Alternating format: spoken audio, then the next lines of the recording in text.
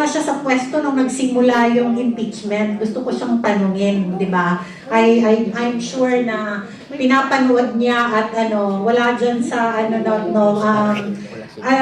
kung ano yung masasabi mo sa impeachment proceedings na nangyayari ngayon. Sure ako kung nandun ka pa sa sa Congress na nag-privilege speech ka na doon, no? Pero itong mga nangyayari ngayon sa Senado kung saan patuloy pa rin nilang hini-hear yung mga akusasyon. Meron pa silang napatunayan? Ano yung take mo sa prosecution panel at sa defense team when it comes to presenting the evidences? Well, as for the prosecution, dati pa nilang gustong kasuhan si Vice President Sara Duterte. Wala silang mahanap na kaso, wala silang mahanap na issue, nothing for plunder, nothing for the grave threats. So ngayon, nadaan lang nila through the Senate Impeachment Court. At sobrang unlikely na may ebidensya sila kasi noon pa lang, kung meron ng sapat na ebidensya, makakagawa na sila ng kaso, but there has been no case against Vice President Sara Duterte even until now. So, hindi ko pang public optics lang yan. Kasi ang plano nila ay manood yung mga impeachment tapos doon nila sisiraan si Vice President Sara Duterte. But at the same time, it's not working kasi firstly, people are not interested in seeing politicians fight. Ang gusto ng mga tao ay makahanap ng solusyon para sa mga problema natin ngayon. Sa gas prices, sa ekonomiya, sa rising electricity cost, kasi yung energy, magkakaroon din tayo ng energy crisis ngayon. That's what the people want to see, and the impeachment is just serves a distraction from the bigger picture at hand. And feeling ko wala din naman talagang magiging endgame yung impeachment na to. They just plan to try to attack the VP through the impeachment court, but ultimately they will fail because sobrang taas pa rin ng ratings and she's still projected to be the winner for 2028. Ayan, siguro kung anuhin na lang kita kasi ang isa talaga siguro siya talaga yung pinakaunang nagpaabot sa'yo nung una kang na-expel. Diba? It was VP Sara who sent a message to you after kang na-expel. Sabi niya wala daw siyang telephone number sa'yo. So, kaya ano na lang siya ng statement. What's your message to VP Inday?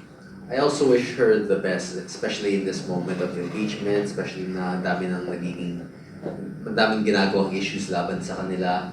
But ultimately, I hope and I believe that good will prevail over evil. And I believe that she will become president in 2028, and I will do what I can to help make that a reality.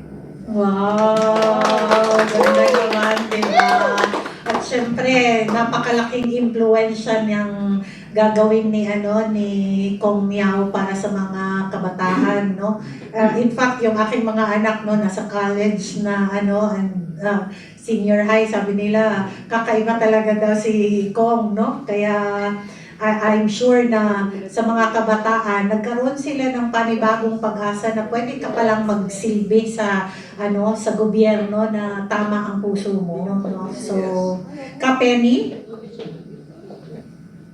Basta, ang observation ko, nakskala ko naman kasi. Talagang tama talaga na ang numero ay numero lang. Never judge because bata pa yan, wala yung boses. Wala. Puro games lang yan. Di ba? Huwag yung pakinggan yan, naglalaro lang yan. Tapos kung ang tao, pasalamat tayo sa mga makabagong pamamaraan that we can really update kung ano yung real score. Why? Kasi dati kapag kung ano yung inilabas sa news, yun lang ang totoo para sa atin.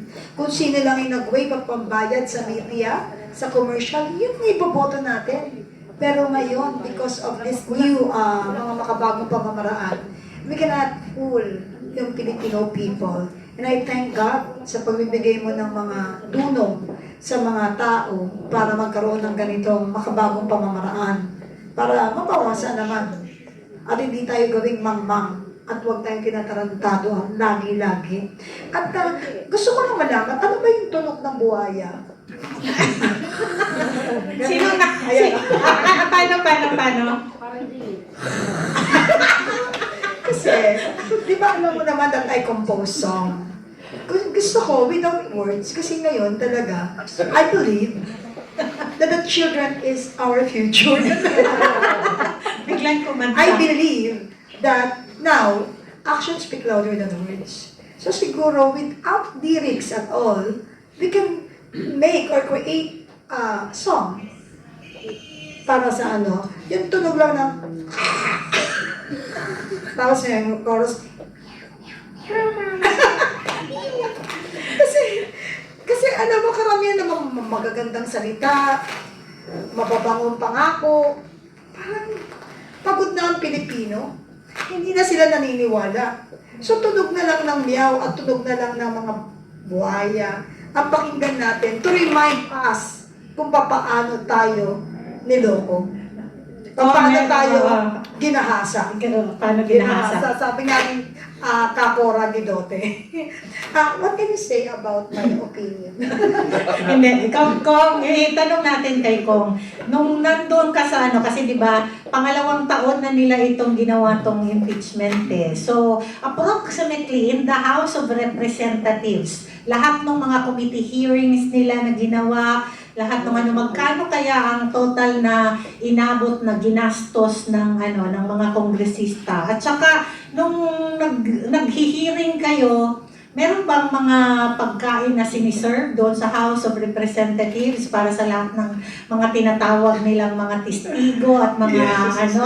Oo, kwento mo naman yung experience mo nung ikaw ay ano, ginagawa nila yung mga committee hearings para sa preparasyon ng ano ng pag-file ng impeachment case to the Senate. Well, as we can see, very well-fed yung mga crocodiles doon. So yes, marami talagang pagkain na sinaserve doon. Sa house, meron kaming 4 plenary sessions, may mga libreng buffet. And sa mga committee hearings, usually one per person. May mga food, snacks, drinks, everything. And ang laki na talaga ng budget. Estimated from 2025 impeachment and 2026 impeachment kung pagsasamahin niyo lahat ng mga...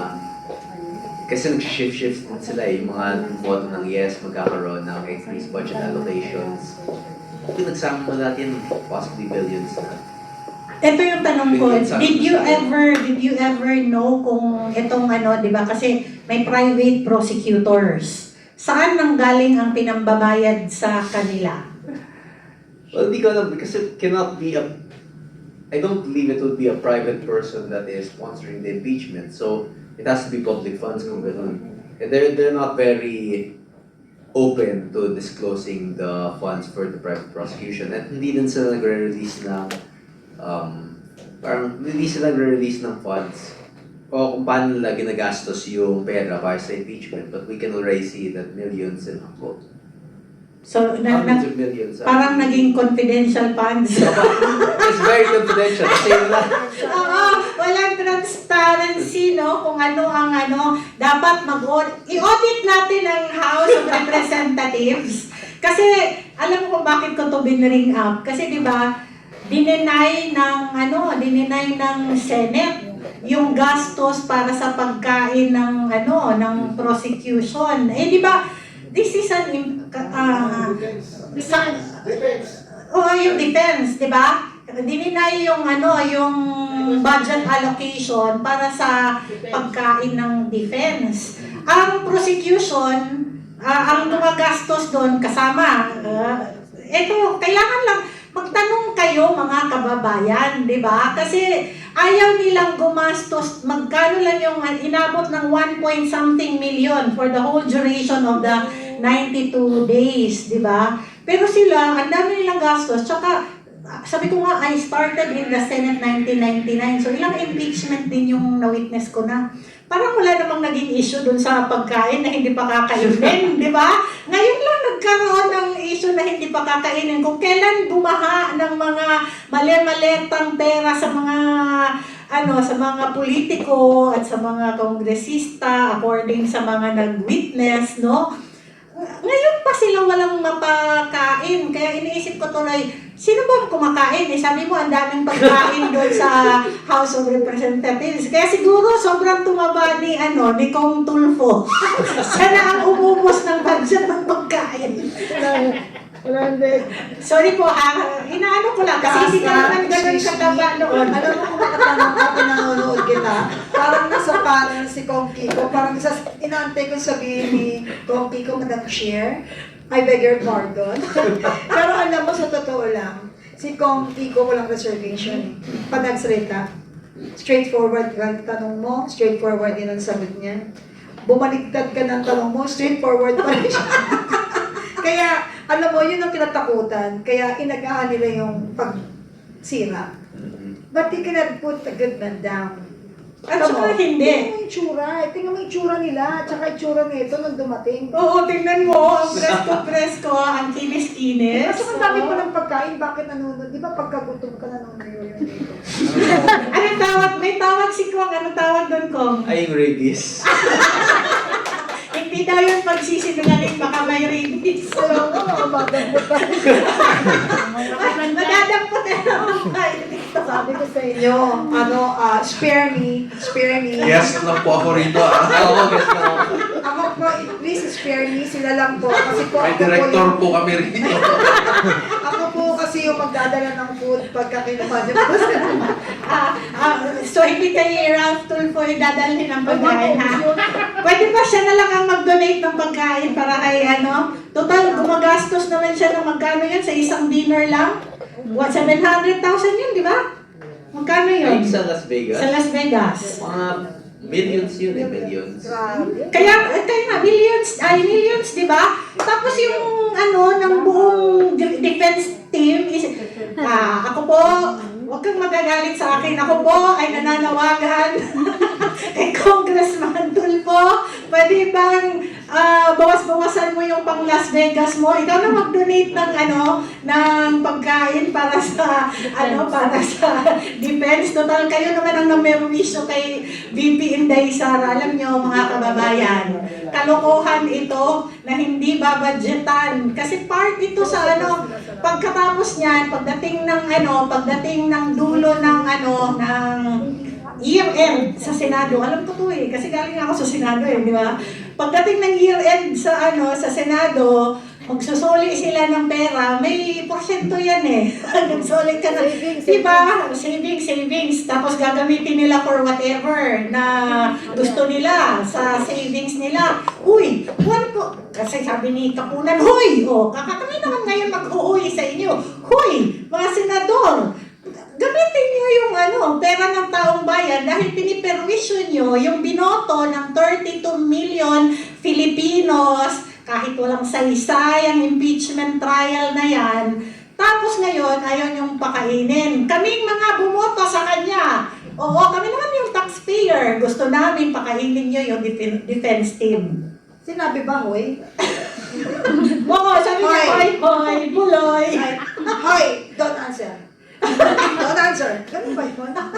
Don't answer. Ngayon lang ako nakakita ng impeachment trial na may ganun. Hoy! Ganun sa mga. Parang nasa palengke lang. Parang nanay sa bahay. Ha! Don't answer. It will destroy our script.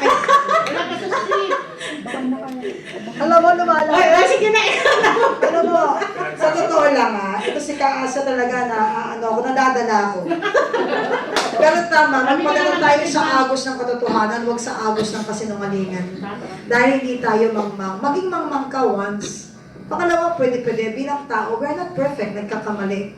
Pero to fool us 3 times at magpaloko ka 3 times, it's already stupidity. So hindi gago, tanga, Pilipino. Sang-ayon ba tayong lahat? Yes.